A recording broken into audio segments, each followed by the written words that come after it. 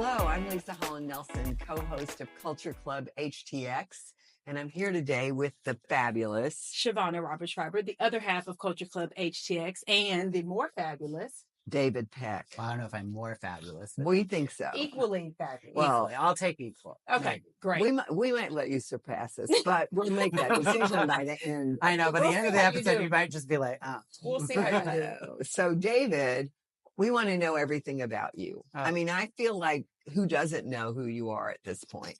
When I say your name these days, people get so excited. Aw. They want to go to this. They've been to the store. They want to go to the store. Their friend, you did their friend's wedding dress or their mother's mother of the bride.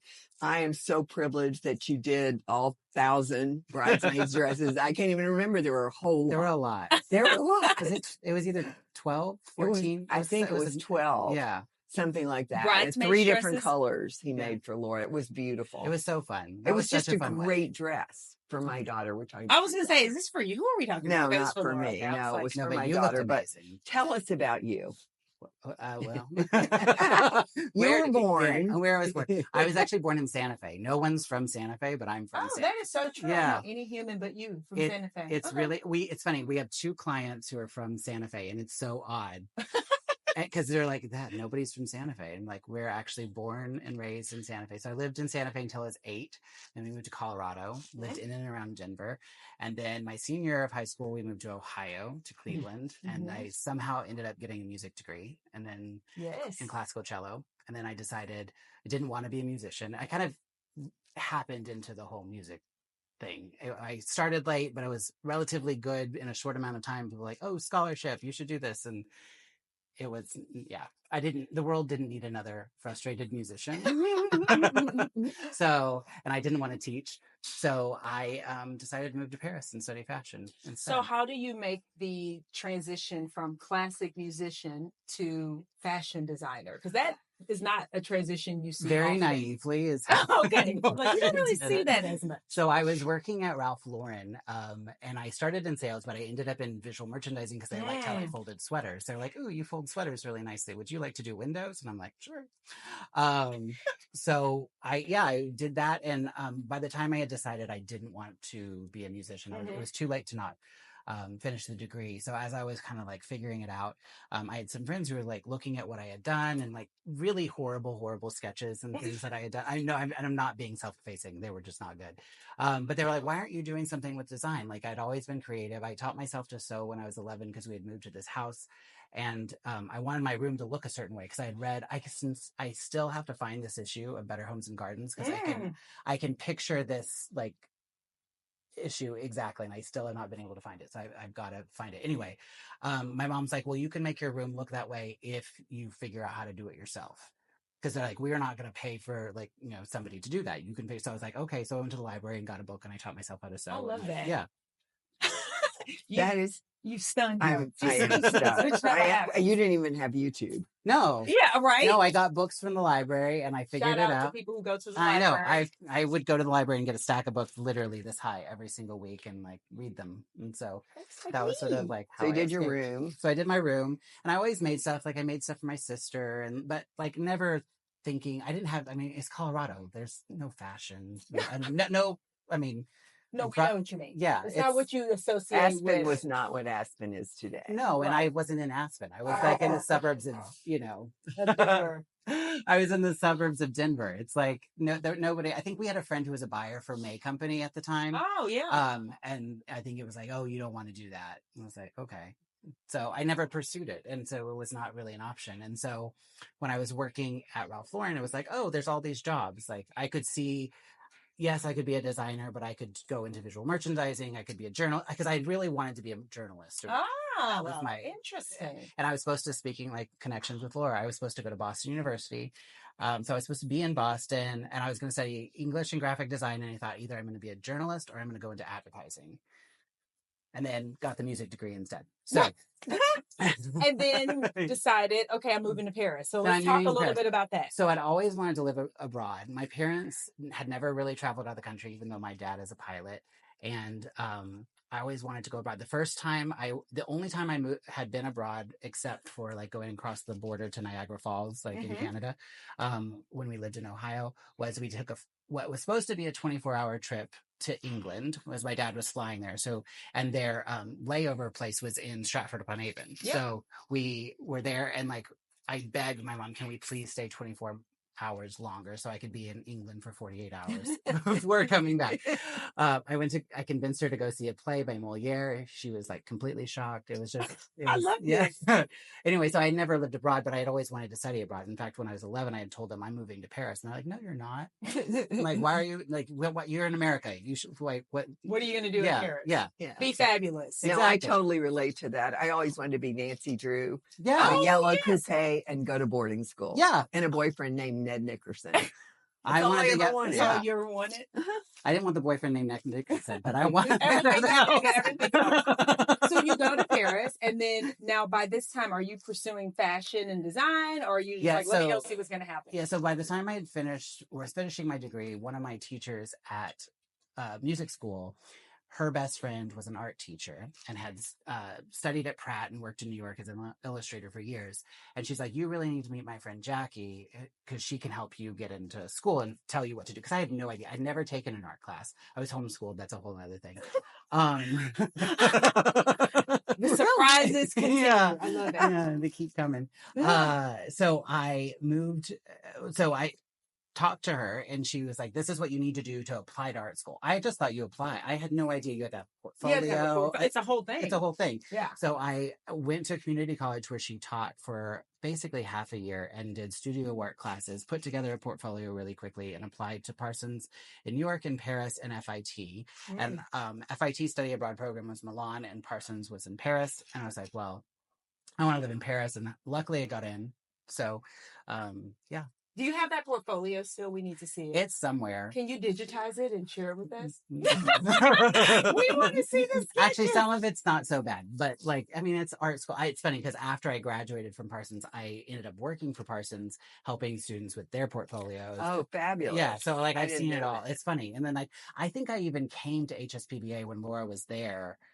It's weird. Like how like doing helping people do that kind of stuff, the art students. Yeah. You probably did. Because they did portfolio days. Yeah. And so I would come and I would like look at the students' work and help them like, okay, this is what you need to do. And because a lot of times when students thought that they were going to apply to fashion school, they thought they needed just fashion sketches.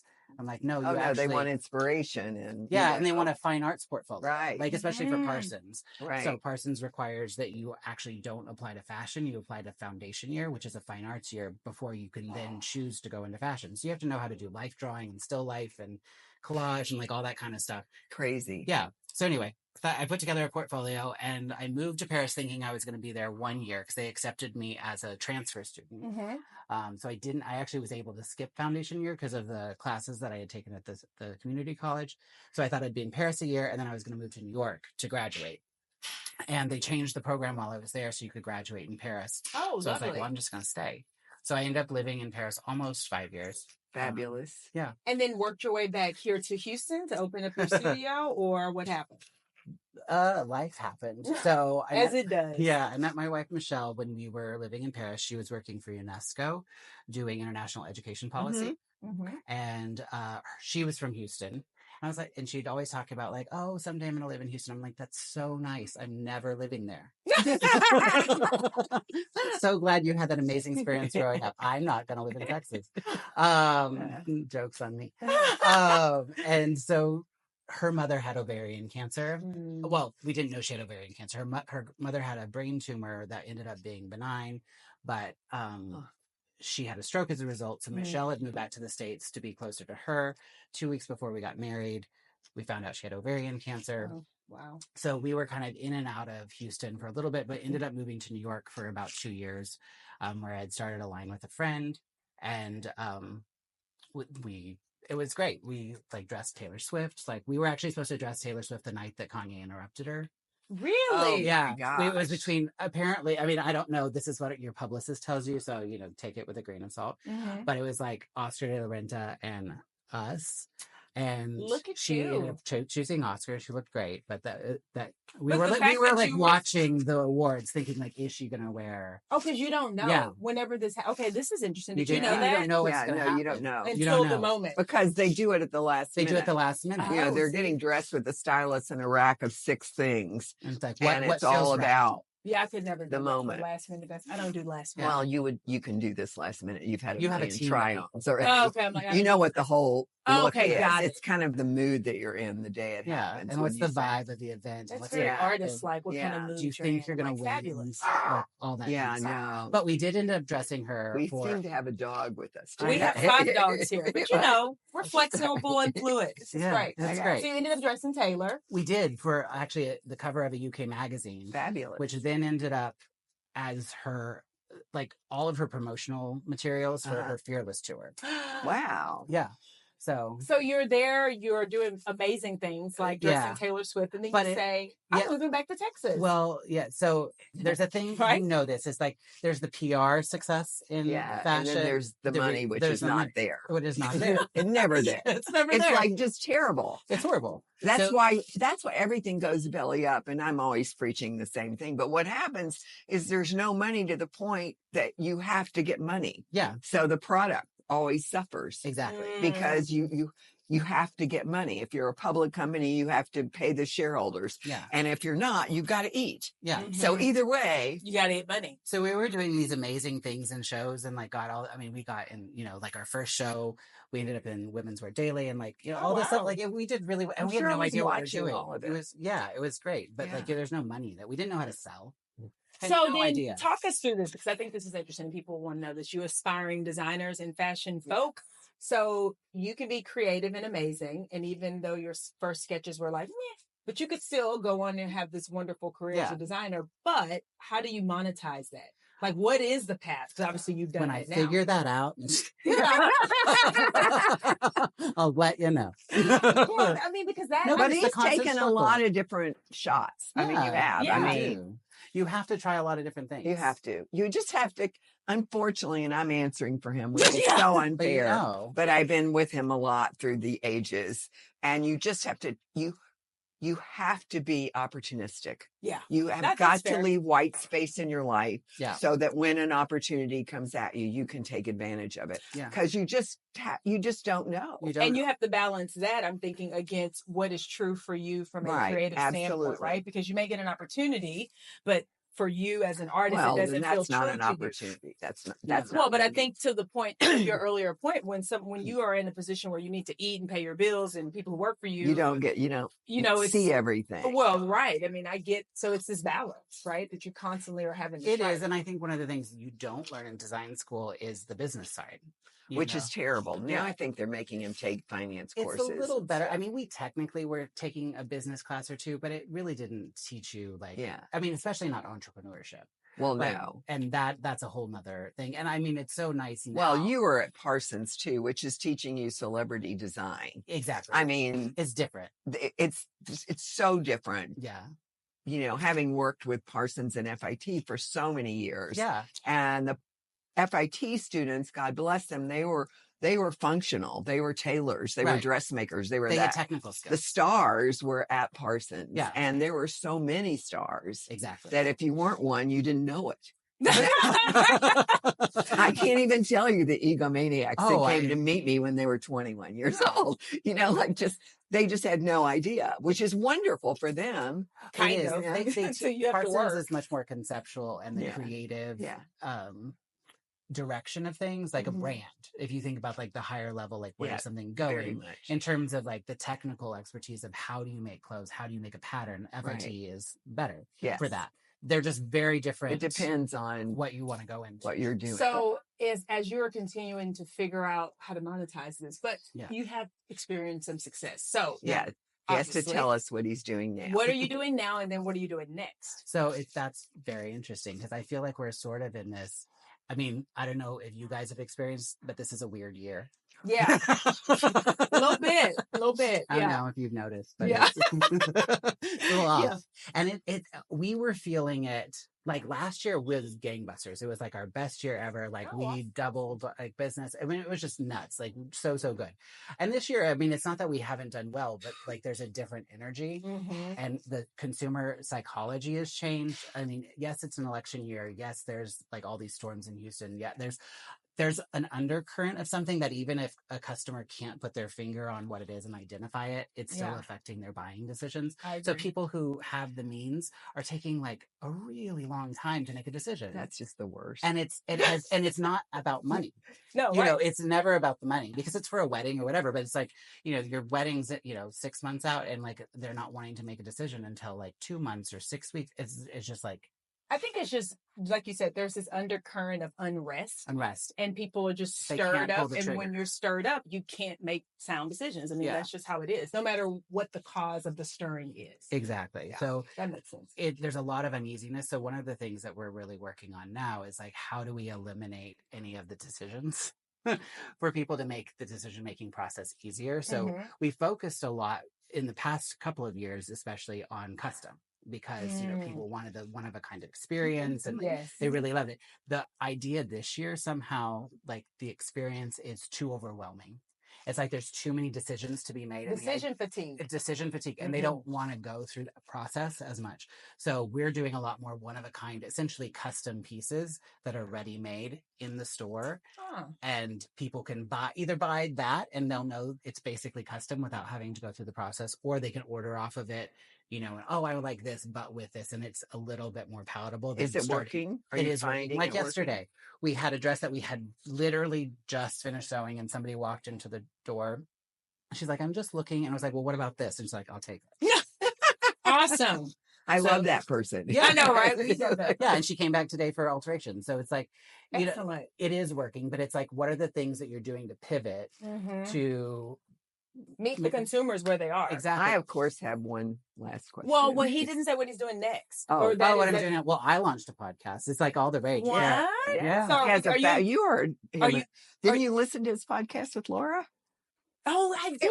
That's yours. That's mine. That was hers. Yeah. My no, it's his. Oh, I'm all confused. It was his. Okay. Well, she has a podcast. I have He hasn't been on hers yet. He will. I thought that it was hers. No, she was on his. Oh, so when are we being invited? I mean, no pressure. This is an open invitation. This week he has Rosalind Bissell. He's doing Roki. That launched today. Yeah. Okay. Yeah. So we'll go listen, and then we'll send you. You can send us an iCal for ours. Yeah. No, you have an open invitation. I told you have an open invitation. Excellent. Yeah. So next for you is, and then your final question. Yeah. So I think for me, it's I love doing what I'm doing in terms of building the local business, but I know that whatever is next extends bigger. And Leisa, you've talked to me ages about this is my mission. Yeah. I feel he is such a great national brand. Of course. The brand, the clothing, the fit. There's it's so easy. Yes. The whole thing. And I tried to make him do it too soon, probably. That's okay. No, you helped a lot. Helped a lot. And it just was timing. But I've just, been in the space where people became brands. Yeah. They're not icons. They're brands, right. And they sell a whole lot of stuff. Yeah. It just takes a lot of money. It just takes a lot of money. It does. To get there, but we'll find it. We'll get it. Yeah. How's that? Timing. I love that. It's timing. Is everything. So go ahead. Sorry. So part of, to answer your question, what's next is how do I build that brand larger than just like a custom dress in a store in Houston? There has to be the basic ready to wear that every person has to have. So it's like being visible nationally, being an expert, like interviewing people and, being a trusted voice so that if people are shopping online and they've never heard of me before, they know, they're like, oh yeah, I heard him. I trust him. I'll buy that gown. Yeah. Right. Like, so that's what's next. I love it. And we'll help you however we can. Now, what was your last question? Oh, gosh. I always have a question. She always has a question. And let's see. What is it? No, you answered a lot of it. But my question is, how integral and personal is the process for you? Do you have to be involved in every sale? Do you have to be... That's a good question. So one of the things we're working on is systemizing myself out of it because I can't, like, in building it, yes, you have to be a part of everything. You have to get there. And so one of the things we've kind of done this year is kind of leaned out our team to eliminate some of the roadblocks that were sort of, we had hired people that we thought would help systemize, and it just was not the right fit. Like and so we're kind of going back and like, okay, how do we simplify this step so that it doesn't take as much labor? It's a lot more intuitive, and it's kind of a self-managing process. So even though you're doing something custom, it's not as much labor, and also it doesn't require as much of me. Yeah, you reduce some friction. Yeah, reducing the friction and sort of cleaning up all of those processes so that the sales team can sell without me. Like the more of these one-of-a-kind gowns, they can put 10 gowns on somebody and be like, which one do you want? And then we just get a seamstress to come in and do alterations. I've already designed the thing, you know, and maybe I pop in and say hi, but it's not an hour-long design consultation hoping you'll buy. Correct. So then how can people find you? Where should they find you other than your podcast? And tell us all the things. So the store and the brand is Shop David Peck, and that's on all the socials. And then I just launched a new Instagram for my own like personal brand and to kind of promote the podcast, because I felt like there were things I wanted to talk about that weren't necessarily just the store. Like, and it's like, you know, you feel awkward talking about like, I don't know, like how you get through life and everything. Well, you don't want to people are looking for like, for a that's purse. smart. It's, you know, it's like, I think looking for a purse could be life-threatening. Yeah, you never know. So I want, like, it's my own mental thing. So I felt like I wanted to kind of separate them a little bit. So it's David Peck is my new Instagram, and also like the podcast, and it's on YouTube. No video, but it's on YouTube. Well, you have to start doing video. Yeah. I mean, you know, not that she tells anybody what to do, but you need to start doing it. No, I've been telling him what to do for so long. I know, right? Listen to me. Well, this is one of the things. It's like I've been talking about doing this podcast for years, and then last year we started recording video and doing all this stuff, and we just didn't have the bandwidth to do it, you know, consistently. Yeah. And so I delayed. And finally this year I just had this epiphany, and I was like, I'm going to just do this podcast without being ready. So I'm going to do it in the simplest way. So I'm doing it all. Reduce friction. That's what Laura does. Yeah. It's all her. It's all. And so like, I know I want video. I know exactly what I want it to look like. We're not there like yet. Your bedroom. Yeah. I can picture it exactly. So, I have got to see a picture. I should find a picture. So I should. We're giving you mini homework assignments. I know. Well, thank you so much for being here. You have to come back. I would love to come back. And you guys have to be on my podcast. Yeah. And we have to forecast a season or something. That would be fun. I would love to I want to do that. I want to like get, you know, come in January and forecast what spring looks like. It's so weird now, though, don't you think? Well, it is weird. There's nothing, you can't. Well, you can forecast when it's already all done. Right. That's true. No, but we used to forecast from, that tree is so lovely. I want green this year. Yeah. You know, like it's so crazy. It's weird. And I just feel like because the cycles of fashion and consumption have become so fast, it's almost impossible. Like, how do you keep up? Like I feel like it's going to be the antithesis. I don't think you keep up. I think you do what you do well. So you do fewer things better. Yeah. Period. I don't think you try to keep up because it's all consuming. No, because it's I think that's why people are overwhelmed. Social media feels like too much. Like it's just all too much. It's information overload. Well, I think we have some ideas. Continued. Yes. On your podcast. Yes. That's what we'll do. We'll give you the agenda for your podcast. Yeah. How's that? Yeah. I mean, you know, that's the kind of Well, it's called Inside the Design Studio. Oh, excellent. Yeah. Well, thank you so much. Thank you all for joining us. We'll be back. And in the meantime, stay focused, stay fit, and stay fabulous. Bye.